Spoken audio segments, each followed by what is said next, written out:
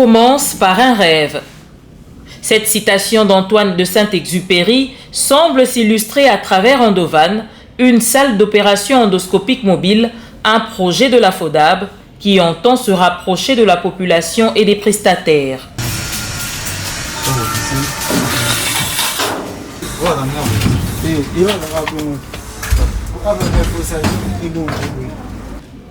Les travaux de construction du dit véhicule avancent. Les techniciens sont à pied d'œuvre. Ils en sont au garnissage du bloc opératoire. Endovan sera complètement autonome en électricité, l'électricien explique.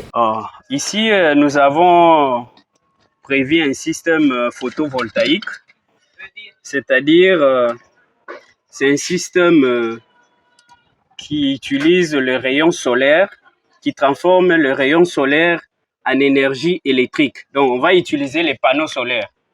Le langage le plus courant, d'où les gens comprennent facilement, sont des panneaux solaires qui seront installés au toit de notre Endovan.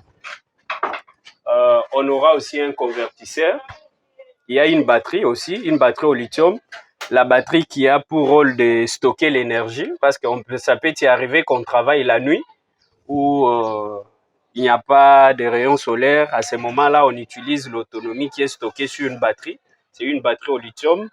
Et l'énergie stockée sur la batterie, c'est du courant continu.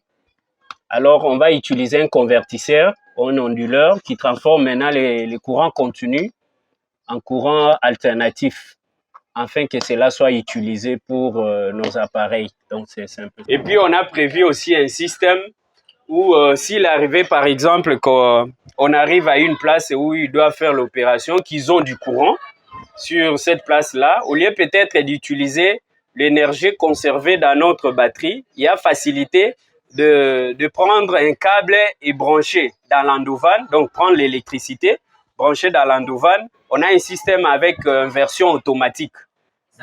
Ça va alimenter. À ce moment-là, on peut conserver maintenant l'énergie qui est dans notre batterie. Il ne sera nullement question de ramener de l'eau dans Endovan.